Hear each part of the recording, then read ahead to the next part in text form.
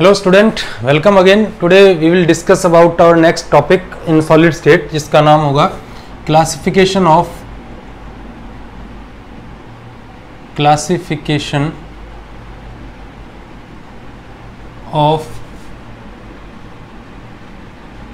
crystalline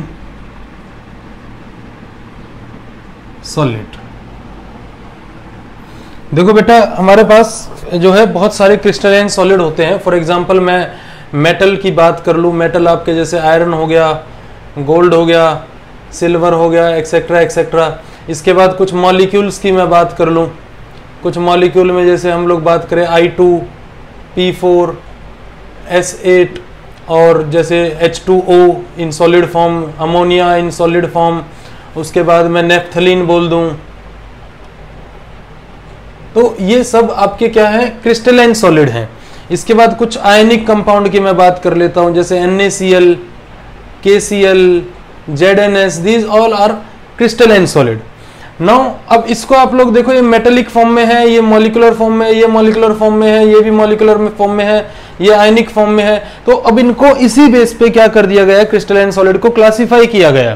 तो हमें जो आज पढ़ना है वो यही पढ़ना है कि क्लासिफिकेशन ऑफ क्रिस्टलाइन सॉलिड और कितने टाइप से इसका क्लासिफिकेशन किया गया। तो क्लासिफिकेशन में बात करेंगे हम लोग क्रिस्टलाइन सॉलिड के, जस्ट जो हमारे पास ये एग्जांपल्स हैं, इन्हीं सब्सटेंसेस को, इन्हीं क्रिस्टलाइन सॉलिड को हम लोग जो है क्लासिफाई करेंगे। फर्स्ट क्लासिफिकेशन आपका आता है जिसमें हम बात करते हैं मॉलिक्यूलर सॉलिड की। मॉलिक्यूलर सॉलिड, देखो मॉलिक्यूलर सॉलिड के अंदर क्या होगा, मॉलिक्यूल्स होंगे। मतलब जो सॉलिड की क्रिस्टलाइन सॉलिड जो रहेगा वो क्या रहेंगे, मॉलिक्यूल्स की फॉर्म में रहेंगे। मींस जो कॉन्स्टिट्यूएंट पार्टिकल्स हैं वो आपके किसकी फॉर्म में रहेंगे, मॉलिक्यूल्स की फॉर्म में प्रेजेंट होंगे। मॉलिक्यूलर क्रिस्टलाइन सॉलिड को तीन पार्ट में डिवाइड किया गया है। फर्स्ट आपका आता है non polar molecular crystalline solid. तो non polar molecular crystalline solid क्या होगा कि इन दीज सब्सटेंसेस या इन इस टाइप की क्रिस्टलाइन सॉलिड के अंदर क्या होगा, जो फोर्सेस प्रेजेंट होंगी, जो फोर्सेस प्रेजेंट होंगी वो क्या होंगी, आपकी डिस्पर्शन फोर्स या फिर जिसे हम कह देते हैं लंदन फोर्स भी कह देते हैं। लंदन फोर्स या डिस्पर्शन फोर्स हम लोगों ने 11th के अंदर डिस्कस की हुई है, जब हम लोग वेंडरवॉल फोर्सेस की बात करते हैं। और ये वीक फोर्सेस होती हैं, these are weak van der Waals forces. इन फोर्सेस को हम क्या कहते हैं, वीक वेंडरवॉल फोर्सेस कहते हैं। अब इसके अंदर एग्जांपल्स क्या क्या आ जाएंगे, जैसे मैं नॉन पोलर मॉलिक्यूलर सॉलिड की जब मैं बात करता हूं तो इसमें आपके एग्जांपल आ जाएंगे। जैसे मैं I2 की बात कर लूं, उसके बाद मैं Cl2 की बात कर लूं, आर्गन हो गया, हीलियम हो गया। अगर ये सब्सटेंसेस हमारे किसमें प्रेजेंट है, in the form of solid present है, तो ऐसे सॉलिड सब्सटेंसेस को, मॉलिक्यूल्स को मैं किस में डालूंगा, मॉलिक्यूलर क्रिस्टलाइन सॉलिड में डालूंगा। और ये कौन से होंगे, non polar molecular crystalline solid होंगे। मींस इनके अंदर कोई पोलैरिटी नहीं होगी। मींस जैसे मैं I2 की बात कर लूं तो I2 के अंदर दोनों एटम I हैं, तो there is no electronegativity difference between these two. तो यहाँ कोई पोलैरिटी नहीं है, दैट्स व्हाई हम इन सब्सटेंसेस को क्या कह रहे हैं, नॉन पोलर बोल रहे हैं। मींस और इनके अंदर जो फोर्सेज रहेंगी वो क्या रहेंगी, लंदन फोर्सेज या वीक वेंडरवॉल फोर्स रहेंगी। फॉर एग्जांपल मैं एक हीलियम का एटम कंसीडर करता हूं तो उसको आप लोग इस तरीके से इसमें शो कर सकते हो कि यहाँ आपका इसके अंदर कैसा कैरेक्टर आ जाएगा। फॉर एग्जांपल ये कैरेक्टर आपका डेल पॉजिटिव, ये कैरेक्टर कैसा, डेल नेगेटिव। उसके बाद इधर जब मैं देखूंगा तो ये कैरेक्टर कैसा होगा आपका, डेल पॉजिटिव, और ये कैरेक्टर कैसा होगा, डेल नेगेटिव। और इनके बीच में जो ये अट्रैक्शन चल रही होगी, इस अट्रैक्शन को क्या बोलूंगा मैं, डिस्पर्शन फोर्स बोलूंगा। इसे क्या बोलूंगा, डिस्पर्शन फोर्स। तो जब आपके सामने इस तरीके के मॉलिक्यूल आए और आपसे एक क्वेश्चन पूछा जाए कि क्लासिफाई करो ये किस टाइप का क्रिस्टलाइन सॉलिड है, तो ये मॉलिक्यूलर क्रिस्टलाइन सॉलिड होगा। और मॉलिक्यूलर क्रिस्टलाइन सॉलिड के अंदर भी कौन होंगे, non polar molecular crystalline solid होंगे। इसके बाद इनके कुछ और पॉइंट है, जब मैं पॉइंट की बात करता हूं, they are soft in nature, ये सॉफ्ट सॉलिड होते हैं। उसके बाद अगर मैं बात करूं इनके मेल्टिंग एंड बॉइलिंग पॉइंट की, they have low melting point, इनका मेल्टिंग पॉइंट क्या होगा, लो होगा। And they are bad conductor of electricity. They are bad conductor of electricity. ये सिंपल सा कॉन्सेप्ट है, इनके अंदर कोई पोलैरिटी नहीं है, कोई आयन नहीं है, तो that's why they are bad conductor of electricity. Now the next point is what, कि जब हम लोग मॉलिक्यूलर सॉलिड की बात कर रहे हैं, नॉन पोलर के बाद जो आपका आता है वो आता है polar molecular solid. Now we will discuss the second point, जिसे हम बोलेंगे polar molecular solid. Polar B point molecular solid. अब पोलर मॉलिक्यूलर सॉलिड के अंदर क्या होगा कि कॉन्स्टिट्यूएंट पार्टिकल जो रहेंगे वो आपके मॉलिक्यूल ही रहेंगे, आर मॉलिक्यूल. कॉन्स्टिट्यूएंट पार्टिकल क्या रहेंगे, आपके मॉलिक्यूल होंगे. लेकिन the forces are the force present in such type are dipole interaction. इनके अंदर जो फोर्सेज रहेंगी बेटा वो क्या रहेंगी, आपकी डाइपोल इंटरेक्शन फोर्सेज रहेंगी. डाइपोल भी है, आपकी वेंडरवॉल फोर्स है, लेकिन ये कई टाइप की वेंडरवॉल फोर्स होती है. लंदन फोर्स, डिस्पर्शन फोर्स, एक तो वो हो गई. उसके बाद डाइपोल इंटरेक्शन होगी, एक होती है डाइपोल इंड्यूस्ड डाइपोल. तो these are the 3 type of van der Waals forces. इनके अंदर डाइपोल इंटरेक्शन जो होती है वो थोड़ी स्ट्रॉन्ग होती है. क्यों होती है, इसके अंदर जब मैं एग्जांपल की बात करता हूं, फॉर एग्जांपल इसमें किस तरीके के मॉलिक्यूल रहेंगे, जैसे मैं कह दूं NH3 इन सॉलिड फॉर्म में अगर प्रेजेंट है, मैं कह दूं HCl अगर सॉलिड फॉर्म में प्रेजेंट है, और मैं बात करूं ROH, ये अगर या इनकी बात ना करके हाइड्रोजन बॉन्डिंग में चले जाएंगे, तो इस तरीके के एग्जांपल जो होंगे एक्सेट्रा एक्सेट्रा, या SO2 में बोल दूं या CO2 में बोल दूं, तो इनके अंदर क्या प्रेजेंट होती है, पोलैरिटी प्रेजेंट होती है. Because there are 2 different substance, different element. जब डिफरेंट एलिमेंट प्रेजेंट होंगे तो उनके अंदर क्या होगी, इलेक्ट्रोनेगेटिविटी डिफरेंस होगी. जैसे मैं HCl की बात करता हूं, तो HCl में ये पार्ट आपका मोर इलेक्ट्रोनेगेटिव है, तो इस पे क्या बना, डेल नेगेटिव, इस पे क्या बना, डेल पॉजिटिव. तो अब मान लो HCl का एक मॉलिक्यूल यहां है और एक मॉलिक्यूल यहां है, तो इनके बीच में जो फोर्स बन रही होगी, इनके बीच में जो फोर्स होगी जिससे ये टुगेदर हेल्ड होंगे, एक दूसरे से जुड़े होंगे, वो फोर्स कौन सी फोर्स होगी, आपकी डाइपोल इंटरेक्शन होगी. वो फोर्स कौन सी होगी, आपकी डाइपोल इंटरेक्शन. मतलब आप इसको इस तरीके से शो कर सकते हो कि इसमें ये पार्ट आपका कौन सा पार्ट हो गया, डेल पॉजिटिव, ये पार्ट क्या हो गया, डेल नेगेटिव. इसके बाद यहां अगर मैं HCl का मॉलिक्यूल देखूं तो ये डेल पॉजिटिव, ये डेल नेगेटिव, और ये जो अट्रैक्शन इनके बीच में है, ये जो अट्रैक्शन आप देख रहे हो, ये कौन सी अट्रैक्शन है, आपकी डाइपोल इंटरेक्शन है. तो जहां इलेक्ट्रोनेगेटिविटी डिफरेंस आता है जिस मॉलिक्यूल के अंदर, वो भी मॉलिक्यूलर सॉलिड होंगे, मॉलिक्यूलर क्रिस्टलाइन सॉलिड होंगे. लेकिन वो कौन से मॉलिक्यूलर क्रिस्टलाइन सॉलिड होंगे, पोलर मॉलिक्यूलर क्रिस्टलाइन सॉलिड वो कहलाएंगे, जिनके अंदर जो फोर्सेस प्रेजेंट होंगी वो फोर्सेस कौन से होंगी, डाइपोल इंटरेक्शन. अब इसके पॉइंट की कुछ मैं बात करता हूं, जो इसके खुद की कुछ प्रॉपर्टीज हैं, उनमें हम लोग लिखें कि they have high melting point as compared to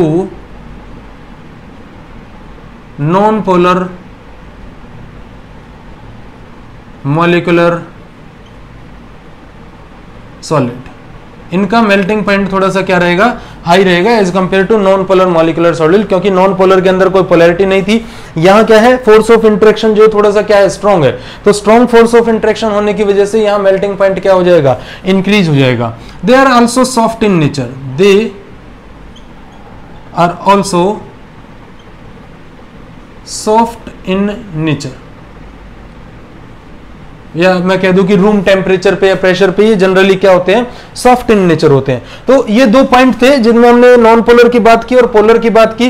polar के अंदर आपके डाइपोल इंटरेक्शन होगा, नॉन पोलर में आपका क्या होगा, डिस्पर्शन फोर्सेज होंगी, या फिर क्या होंगी बेटा, लंदन फोर्सेज होंगी. नाउ द थर्ड पॉइंट जो इसके बाद आता है, उसमें हम बात करेंगे हाइड्रोजन बॉन्डेड मॉलिक्यूलर सॉलिड्स की.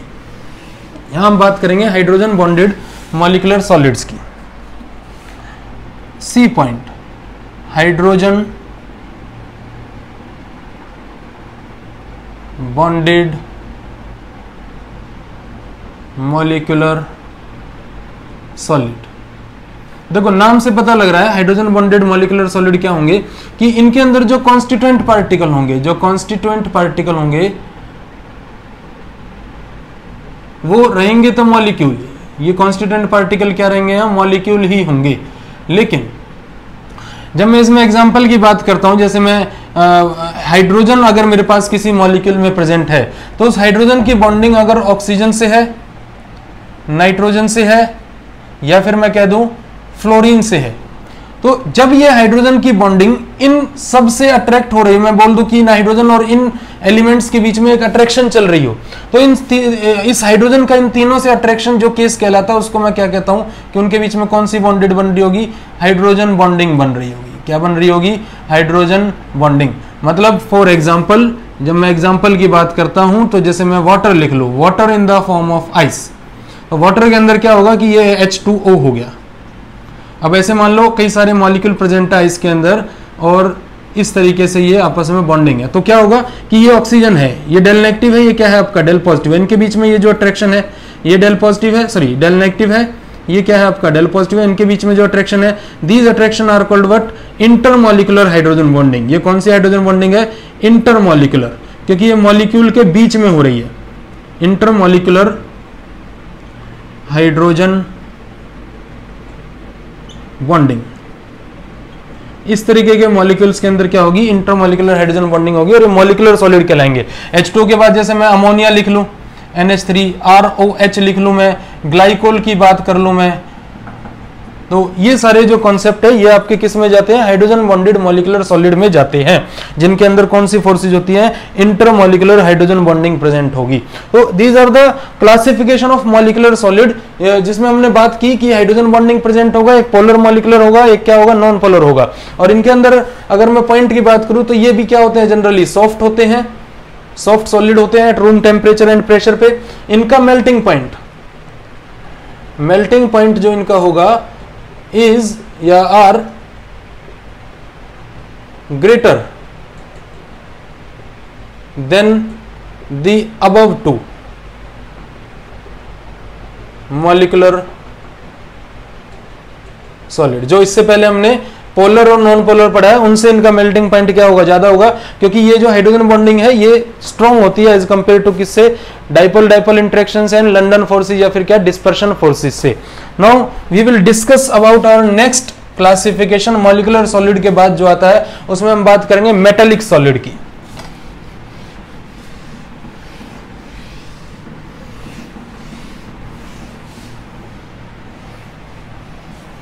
सेकंड है metallic solid.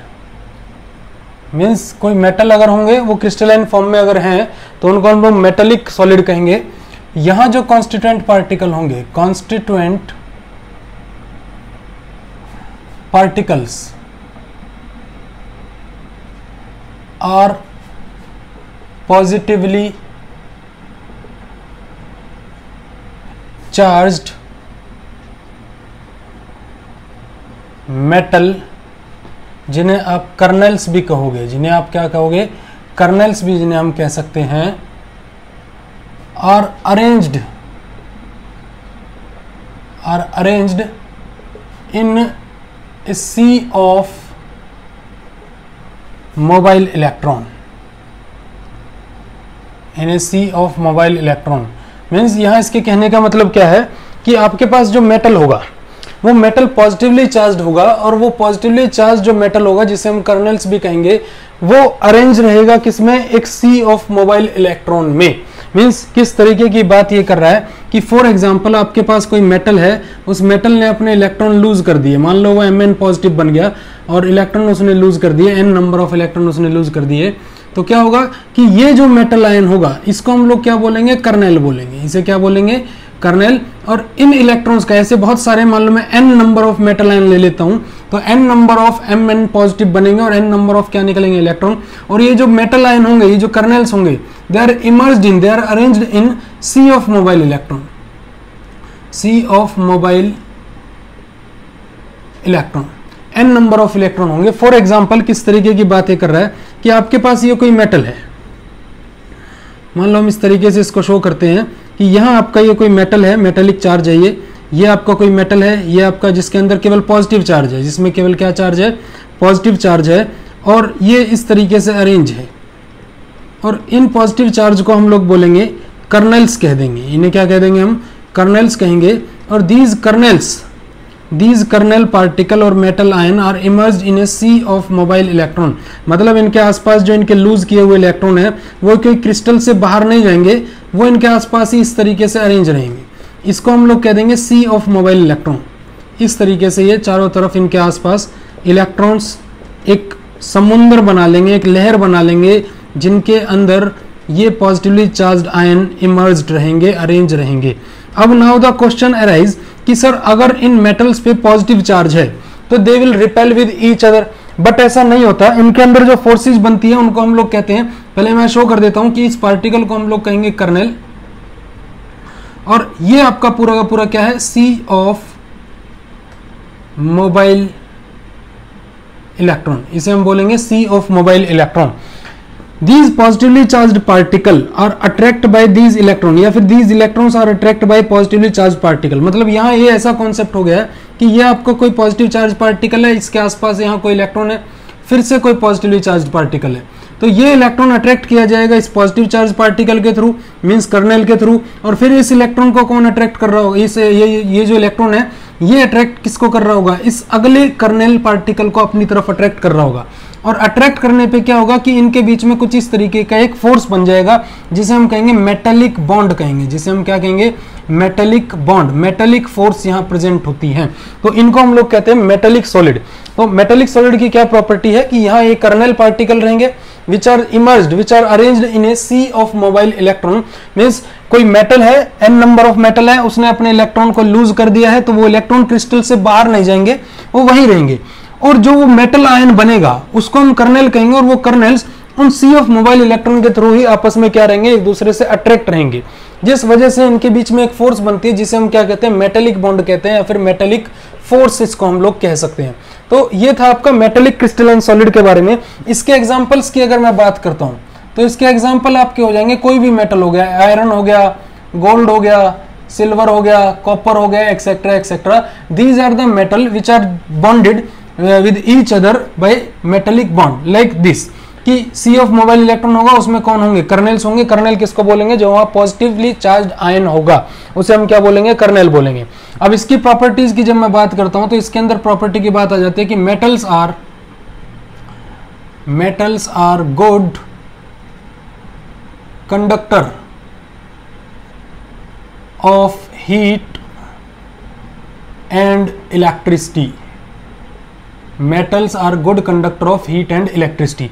Metal are good conductor of heat and electricity क्यों है, क्योंकि there is a due to free electron. तो सिंपल सा एक कॉन्सेप्ट मैं बता रहा हूं कि इनके अंदर फ्री इलेक्ट्रॉन्स ये प्रेजेंट होते हैं, these electrons are free to move. ये मोबिलिटी जो हम लोग बोल रहे हैं, मोबिलिटी इसी वजह से बोल रहे हैं क्योंकि इन इलेक्ट्रॉन्स के अंदर क्या है, मोबिलिटी है, means they can move, they have a movement. और मूवमेंट होने की वजह से जब हम इसके अंदर कोई इसके किसी एक पोर्शन को हम लोग हीट करेंगे तो वो हीट धीरे धीरे पूरे क्रिस्टल के अंदर क्या हो जाएगा, स्प्रेड आउट हो जाएगा, जिस वजह से हम इसको क्या बोल रहे हैं, गुड कंडक्टर ऑफ हीट। और इलेक्ट्रिसिटी की जब मैं बात करता हूं, मींस इलेक्ट्रॉन्स फ्री हैं तो दे कैन मूव इजीली, और जब इलेक्ट्रॉन मूव करेगा तो there will be a possibility कि वहां इलेक्ट्रिसिटी जनरेट हो सकती है। सेकंड पॉइंट की अगर मैं बात करता हूं, सेकंड प्रॉपर्टी की बात अगर हम लोग करें तो सेकंड प्रॉपर्टी में हम कहेंगे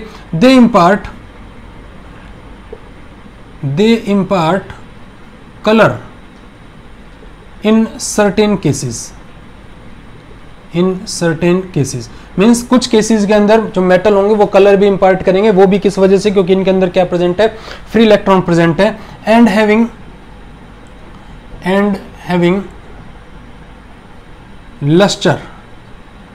लस्टर क्या होता है कि किसी मेटल को जब हम काटते हैं तो उसके अंदर से एक चमकीला सा, या मैं कह दूं कि एक ब्राइट पार्ट निकल के आता है, जिसे हम क्या कहते हैं, लस्टर कहते हैं। थर्ड पॉइंट की अगर मैं बात करता हूं, दे have high melting point.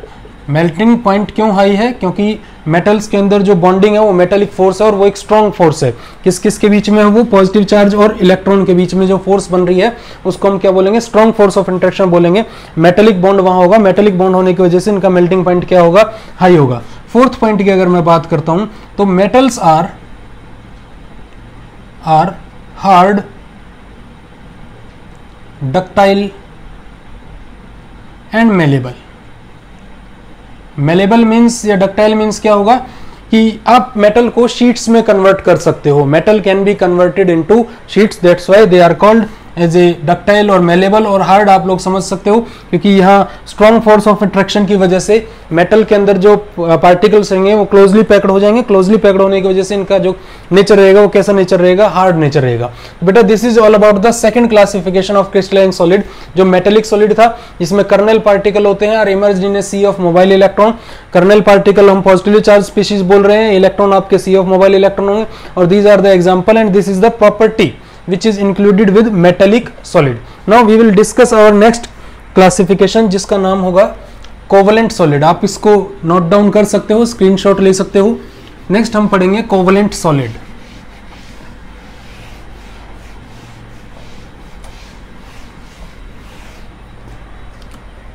Covalent third point जो होगा, थर्ड क्लासिफिकेशन होगा, उसे हम बोलेंगे कोवलेंट सॉलिड और नेटवर्क सॉलिड।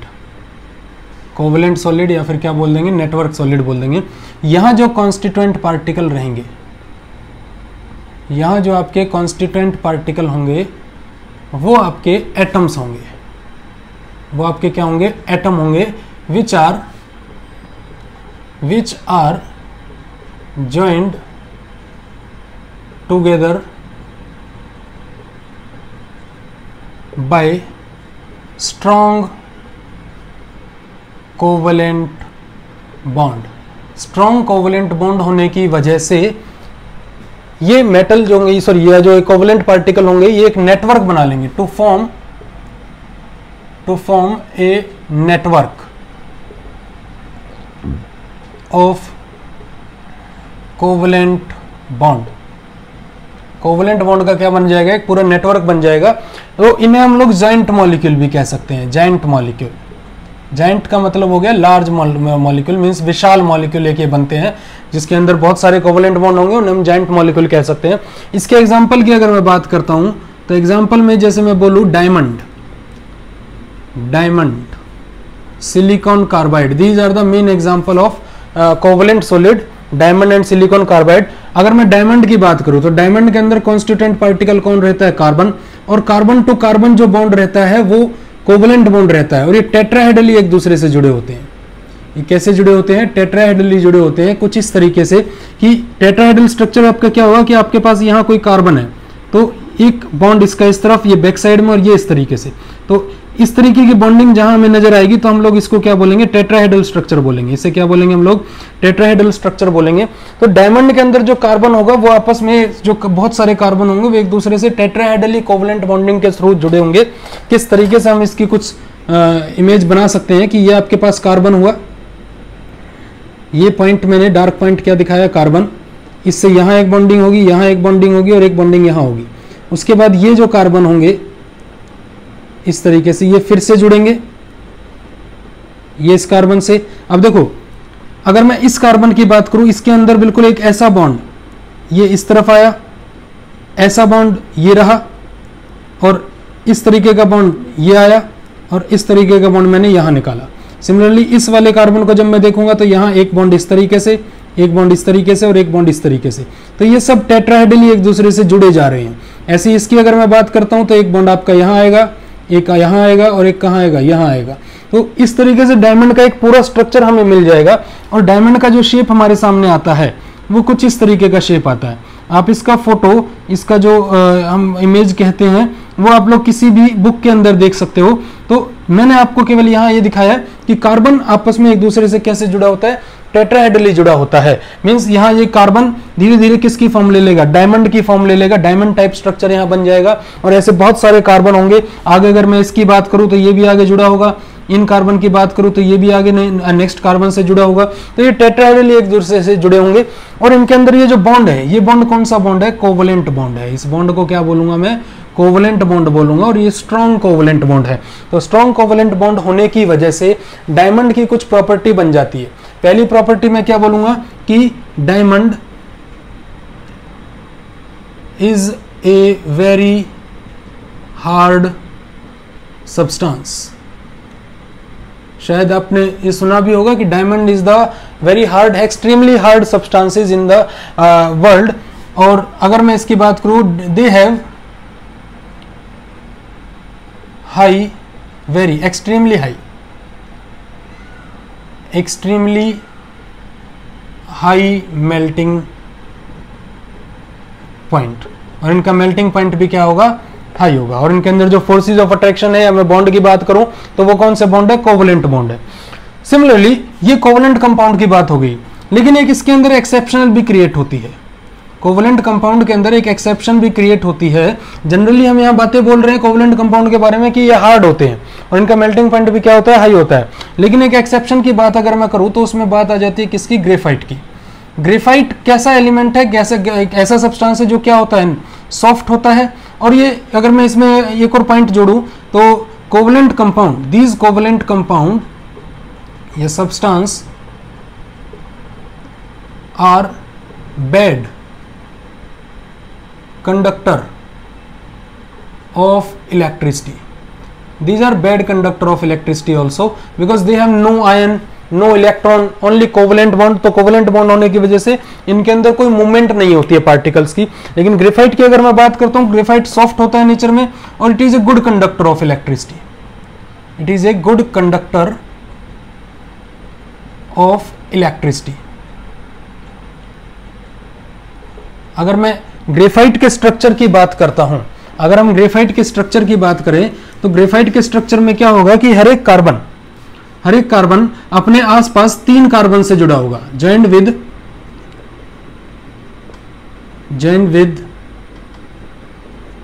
3 कार्बन विद या by covalent bond. Now carbon has 4 electron in its valence shell. तो 3 कार्बन के जो 3 इलेक्ट्रॉन होंगे कार्बन के, वो तो कोवलेंट बॉन्डेड एक दूसरे से जुड़ जाएंगे। But the fourth electron is responsible for conductivity. Fourth electron जो होगा वो रेस्पॉन्सिबल होगा किसके लिए, कंडक्टिविटी के लिए, क्योंकि ये इलेक्ट्रॉन आपका फ्री इलेक्ट्रॉन रहेगा, ये पाई बॉन्ड बनाएगा। क्या बॉन्ड बनाएगा, ये पाई बॉन्ड बनाएगा। और जो ग्रेफाइट रहता है वो लेयर की फॉर्म में प्रेजेंट होता है। अभी कोई चीज अगर लेयर की फॉर्म में प्रेजेंट है तो वो सॉफ्ट होगी। क्या होगी, वो सॉफ्ट। मींस ग्रेफाइट को आप लोग लेयर्स की फॉर्म में निकाल सकते हो, इसलिए उसका नेचर कैसा होता है, सॉफ्ट होता है। अगर मैं ग्रेफाइट की एक लेयर की बात करूं तो वो कुछ इस तरीके से अरेंज होती है कि आप लोग इसको इस तरीके से शो कर सकते हो। ये देखो, मान लो मैं इस कार्बन की बात करता हूं तो ये कार्बन जो होगा, ये कार्बन इससे और इससे कोवलेंटली बॉन्डेड है, और फिर इस ऊपर वाले कार्बन से भी क्या है, कोवलेंट बॉन्ड के थ्रू जुड़ा हुआ है। और जो इसमें ये बॉन्ड आप देख रहे हो, ये जो बॉन्ड देख रहे हो, ये बॉन्ड आपका कैसा बॉन्ड बनाएगा, यहाँ पाई बॉन्ड बनाएगा। इसी के साथ अगर मैं और पूरी एक लेयर बना के देखते हैं हम लोग, और इस तरीके से अगर हम लोग देखें तो ऊपर एक बॉन्ड, यहाँ बॉन्ड, यहाँ बॉन्ड, उसके बाद यहाँ चलते हैं तो यहाँ इस तरीके का एक लेयर बन के हमारे सामने आएगी, जिसको हम लोग कहते हैं ये कार्बन की एक लेयर है। अगर मैं इस बोर्ड को इस तरीके से पलट दूं तो ऐसी इसके नीचे एक लेयर और होगी, फिर उसके नीचे एक लेयर और होगी। तो मैं लेयर्स को अगर हटाता चला जाऊं तो उसकी वजह से इसका कैसा नेचर होगा, सॉफ्ट नेचर होगा। जिसको आप लोग जैसे मैं एग्जांपल दूं, जब हम लोग पेंसिल की बात करते हैं, पेंसिल की जब हम बात करते हैं तो पेंसिल के अंदर जो निप उसकी होती है वो निप ग्रेफाइट की होती है। वो निप किसकी होती है, ग्रेफाइट की होती है। और जब आप पेंसिल को शार्प करते हो तो वो जो ग्रेफाइट है उसके अंदर वो लेयर्स की फॉर्म में निकलता चला जाता है। दैट्स व्हाई हम लोग बोल रहे हैं कि diamond and silicon carbide are the covalent compound which are hard in nature and bad conductor of electricity and extremely high melting point। लेकिन ग्रेफाइट इज एक्सेप्शनल केस, ये ना तो हार्ड है और ये क्या है, ना तो ये good conductor, sorry bad conductor of electricity है। ग्रेफाइट क्या है आपका, सॉफ्ट है, और क्या है, गुड कंडक्टर ऑफ इलेक्ट्रिसिटी। और ग्रेफाइट के अंदर मेन प्रॉपर्टी क्या है कि यहाँ 3 बॉन्ड जो कार्बन के होंगे वो कोवलेंटली जुड़े होंगे, और फोर्थ जो बॉन्ड होगा which is responsible for the conductivity because it is a pi bond. और पाई बॉन्ड के अंदर इलेक्ट्रॉन्स क्या होते हैं, फ्री होते हैं, और इलेक्ट्रॉन के फ्री होने की वजह से that's why graphite is a good conductor of electricity. तो हमने 3 क्लासिफिकेशन पढ़ लिए। फर्स्ट था आपका मॉलिक्यूलर सॉलिड, सेकंड हमने पढ़ा metallic solid, now the third one is covalent solid और network solid. Now last classification is about ionic solid. Last जो क्लासिफिकेशन रहेगा वो आपका रहेगा ionic solid.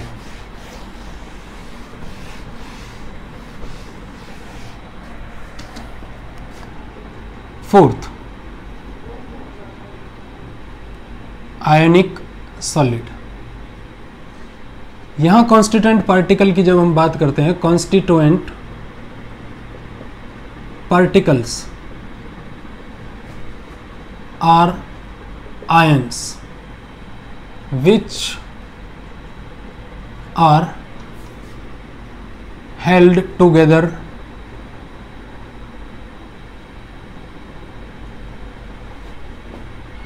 by strong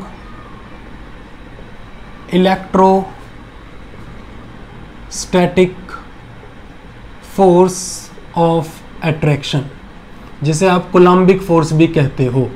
means for example, यहाँ मैं एग्जाम्पल की बात करूँ, जैसे आपने NaCl का कोई क्रिस्टल देखा, KCl का क्रिस्टल कोई देखा, KNO3 देखा, ZnS देखा, these are the example of ionic solid in which ionic solids जो कॉन्स्टिट्यूएंट पार्टिकल होंगे वो आयंस की फॉर्म में बैठे होंगे। Means there is attraction between Na positive ion and Cl negative ion. तो ये अट्रैक्शन जो होगी इनके बीच में, इसको मैं कौन सी अट्रैक्शन बोलूंगा? इलेक्ट्रोस्टैटिक फोर्स ऑफ अट्रैक्शन बोलूंगा, कोलम्बिक फोर्स भी मैं इनको कह सकता हूं।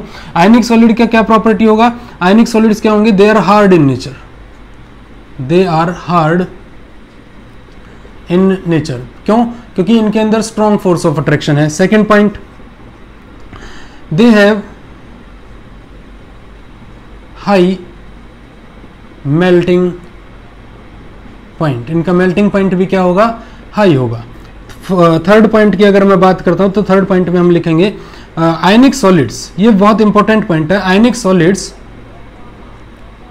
Are bad conductor of electricity in their solid form। Means ionic solid अगर सॉलिड फॉर्म में प्रेजेंट हैं तो they are bad conductor of electricity. इसका रीजन क्या है? ड्यू टू या because they do not have ion to move, they do not have ion to move. Means अगर ion नहीं होंगे तो करंट या मैं बोल दूं इलेक्ट्रिसिटी जनरेट नहीं होगी। But ionic solid are good conductor of electricity in their molten state. Molten state का मतलब क्या हुआ? When you dissolve ionic compound in liquid means water. For example NaCl is dissolved into water, NaCl will dissolve into water, then this will break down into Na positive plus Cl negative ion। और ये ions की वजह से molten state के अंदर क्या होगा? Ions present होंगे, आयंस की वजह से क्या होगा? मूवमेंट होगी आयन की, और आयन की वजह से क्या जनरेट होगी? इलेक्ट्रिसिटी जनरेट होगी। That's why they are good conductor of electricity. यहाँ एक लाइन लिख दी जाती है कि ये सॉल्ट वाटर बन जाएगा और salt water are the good conductor of electricity. So this is all about the classification of solid state या फिर क्रिस्टलाइन सॉलिड की बात जो हमने की है, मॉलिक्यूलर, कोवलेंट, मेटालिक एंड आयनिक, ये सब हमने पढ़ा। नेक्स्ट वीडियो लेक्चर के अंदर हम बात करेंगे यूनिट सेल की या फिर क्रिस्टल लैटिस, स्पेस लैटिस, इन टॉपिक्स की बात करेंगे। तब तक thank you to all of you.